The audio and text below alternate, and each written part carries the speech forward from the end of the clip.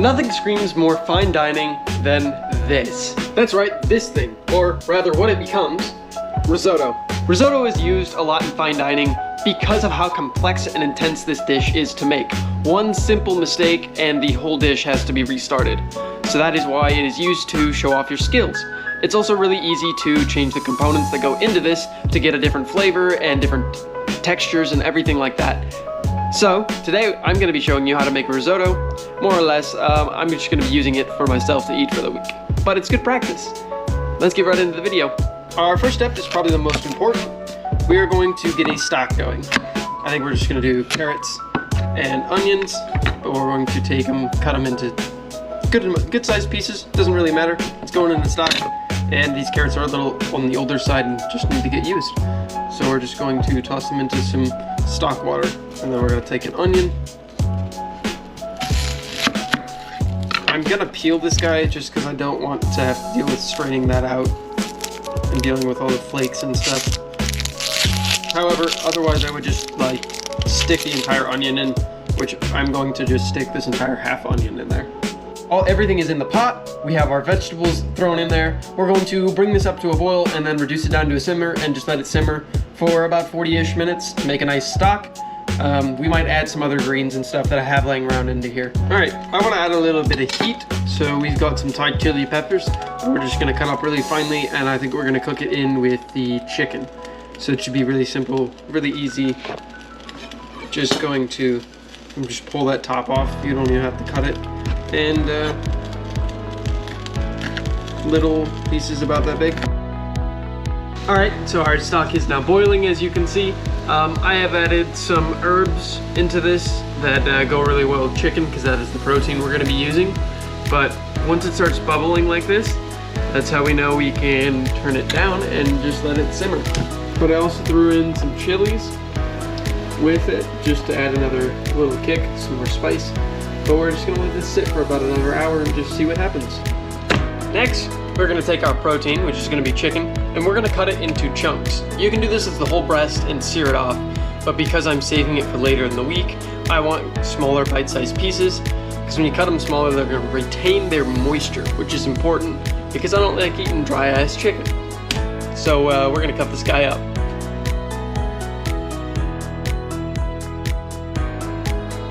Now we're gonna season our chicken with herbes de romance. It's just a spice blend. Some lemon, some parsley, tarragon, some bay leaves, some oregano, a little bit of mint. But I don't want to do anything spicy, simply because the stock is already quite spicy. So I'm going to add this. Good amount of salt, good amount of black pepper,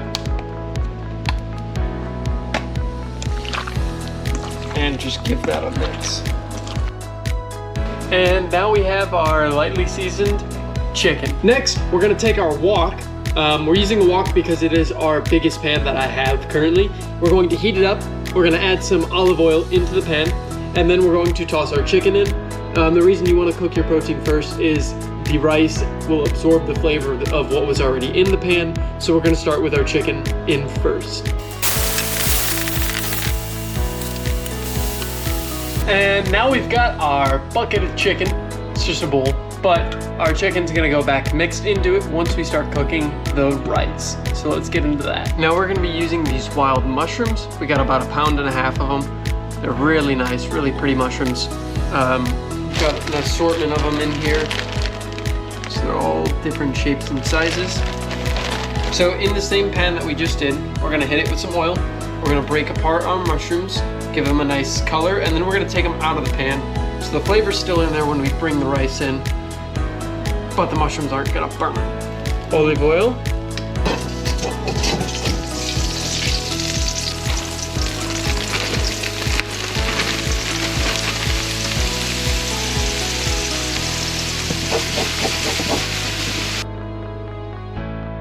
And now we've got another bowl of mushrooms. So now after this, we're gonna get our good friend open and ready to go. Risotto comes airtight in a little cube like this. So we're gonna crack this cube open. Take our knife broke the seal. And we're gonna do this whole bag because I'm feeding myself for the whole week. Usually you just take what you need, but I'm going to do all of this. All right, let's get started. All right, let's toast the rice. All right, so now that we are toasting the rice, we're gonna want to stir it as much as possible to avoid it from sticking to the pan. I kind of mumbled through this the first time, so I'm just having to voice this over, but that's basically all you have to do. All right, our grains are now being toasted. You can kind of see that they are starting to turn color a little bit. You just want to keep mixing, keep stirring. This is when you want to add in your aromatics. So if you have any herbs or spices you would like to add in, you can also toast them and then pull them out, or you can leave them in. It's totally up to you. But I'm just going to toast the rice a bit more. And then, as I said before, usually you want to deglaze with some wine. White wine is generally what is used with risotto because it keeps the rice color still white, but it is totally up to you. I obviously don't have any alcohol, so we are going to stick with some stock that we made earlier. And once the grains of rice are hot enough, which they are not yet because I can still touch them, we're going to add that stock in. But the really nice thing about using the pan that I used to cook the chicken, that I used to cook the mushrooms, is this rice now has all of the flavor of the things that I just cooked in this pan, which is really good. To just take some stock, and we are going to continuously stir. The rice is going to absorb this very, very quickly, and I'm just going to slowly have to keep adding stock, constantly stirring. So all the liquid is starting to leave. So now we go back in with more stock. And it helps to have your stock already heated. That's what our stock is. Because if your stock is already warm, it doesn't take extra time for the stock to heat up in this pan. You can kind of see how quickly this just absorbs all of this liquid and what's lost in steam. Also, going to throw in some Thai chili peppers. It'll add some nice color, and it'll give it a good kick. But this is going to be such a pretty color in the end. All that red. These peppers, by the way, are very spicy. Like, they're still tolerable, which is why I like them. But they're seeds. Woo. Spicy. I'm gonna add in some more stock. And this is all going to boil out basically. So we can let it sit for just a second without stirring and just leave it here just like this. Now, I didn't put any shallots or any onions in here because I didn't have any, but those are also really good things to put in. Risotto is really nice because it's a blank canvas for you to put whatever flavors you want in it. And it's also really good to just use if you have leftovers of certain things. Like I could throw some carrots in here and some squash with a little bit of cinnamon if I wanted to. So do something really like wintry. It just depends on what you're putting with it. If you're putting a protein on top of it, you could cook some scallops on it, you could cook some beef on it, chicken, just about anything. That's the really nice thing, it goes with just about everything. Alright, while we're waiting, we're going to pull out the two most important things, our dairy. We've got our butter, of course, our cheese. Now you're supposed to use Parmesan, but I don't have it. I've got leftover mixture of Italian cheese, whatever this is what I've got, so that's what we're gonna use. You don't always have to cook something fancy, you always just cook what's left in your fridge or your freezer. If I can pinch it like this and it breaks off, I mean into like 3 pieces, just like that, it means we're about halfway there. So not quite yet to add the butter and the cheese. We want to be about 3/4 of the way there before we start adding that in, because that'll start thickening it up, and once it thickens up, it won't cook anymore. I mean, it will, but it'll be all starchy, I guess is a good word to use. Now obviously when you're doing this much, you're gonna have to season this out with a lot of salt. Usually you want to season at the end. Which you do, I'm just gonna add a little bit of salt now. Just because this is so much that I know seasoning it a little bit now isn't gonna hurt. I might honestly have to make more stock or just add some water in here. So we don't want it to be soupy, but we want to make sure the rice is fully cooked. Not overcooked, just there's a happy medium. There's like a perfect when it comes to cooking risotto. And we're gonna have to add more water soon, otherwise it's gonna start sticking to the pan, which we do not want. Mainly because I don't want to clean it up, and I lose my food when it sticks to the pan. I think this is gonna feed me for the next couple days. If you like my videos, please be sure to check out some of my other videos I make. I think they're always entertaining. I enjoy doing this for you guys, so leave some comments, tell me what you think. Let me know what other videos or tutorials or whatever else you want me to do, and I would be more than happy to give them a try.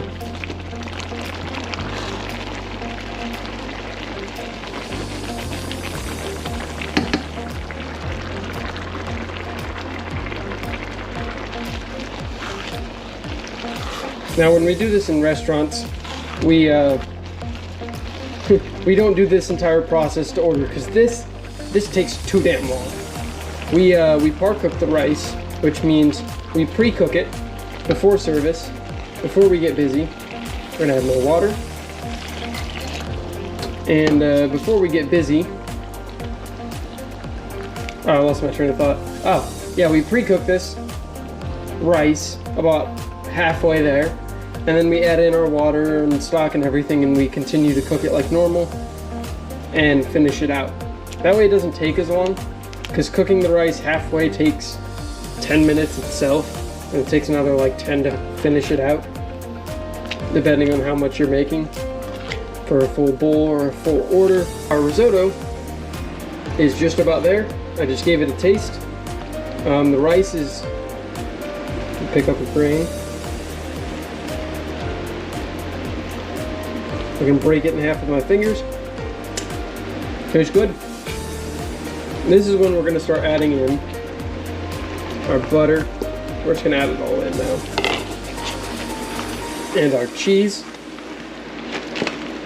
This is going to make it pretty thick. It's going to give it the texture that we need. Nice glossy finish, which is what we want. We can also add our mushrooms back in. Now this is getting quite full, so I don't believe I'm going to be able to add the chicken into this. I'm just going to have to add the chicken on top in a plate or a bowl. But we're going to keep stirring this up. It's getting nice and thick. You can kind of see how glossy it is. This is when tasting it becomes important. Nice. That looks pretty.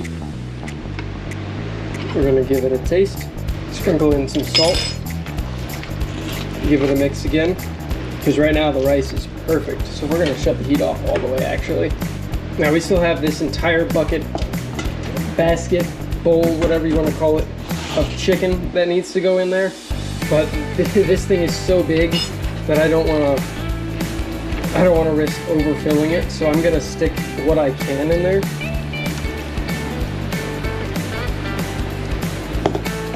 We're just gonna fold that chicken in. We might be able to fold it all in. This is so much food, but look at that. That looks incredible. Now we're just gonna taste this with the piece of chicken. Salt level is perfect. The texture is perfect. That is everything that it needs to be. We're just gonna plate this up, make it look nice. And yeah, so that's about it. All right, we've put this guy in a bowl. But that looks incredible. We're gonna have a silk spoon. Of course, it's like the smallest spoon possible.